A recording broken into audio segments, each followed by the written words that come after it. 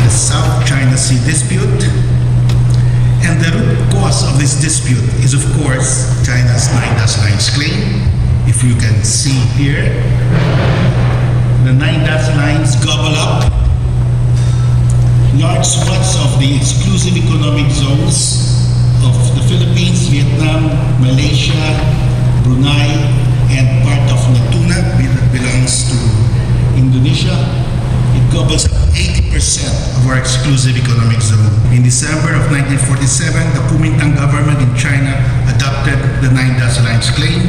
The claim was embodied in a map entitled Location Map of the South Sea Islands, released within China in February of 1948, with 11 dashes forming U-shaped lines covering almost the entire South China Sea.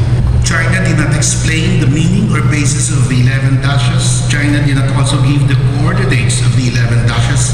China claimed the islands enclosed by the 11 dashes, namely Dongsha Island or the Pratas, which is now occupied by Taiwan, Sija Islands, the Paracels, now occupied by China, Jongsa Island, Macclesfield Back, which is totally submerged, it's not even an island, and Nansha Islands or the Spratlys. China was silent on any claim to the surrounding waters.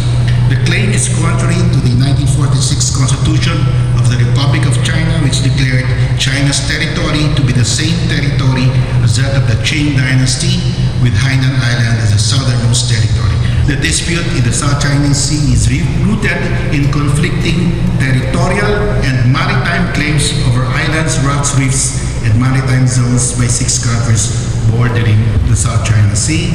Under international law, a state's border must either be land territory, a river, or a territorial sea, which are all subject to its full sovereignty. A state's border cannot be a fully submerged area in the EEZ of another state. China is mass-producing warship at a faster rate than any other country in history during peacetime. China has more Coast Guard vessels than Japan, Vietnam, Indonesia, Malaysia, and the Philippines combined.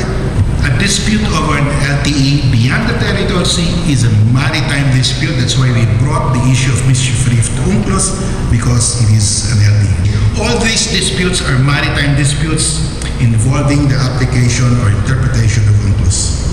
The Philippines is not asking the tribunal to rule what state owns certain reefs or islands or rocks above water at high tide. The Philippines is asking the tribunal to rule what is the extent of the maritime entitlements, whether it's 0, 12, or 200 nautical mile of certain islands or rocks, regardless of what state owns them, and whether certain geologic features are low tide elevations or not. Again, these are all maritime disputes. China is just dredging that. It works both ways. It has earth fill and it is deepening the harbor for its warships. That's Mischief Reef. January 2012, it had nothing. Now, March, you can see the reclamation.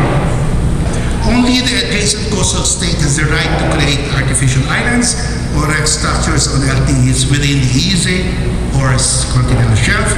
Thus, all artificial islands or structures put up by other states within the EEZ or continental shelf of another state are illegal under UNCLOS.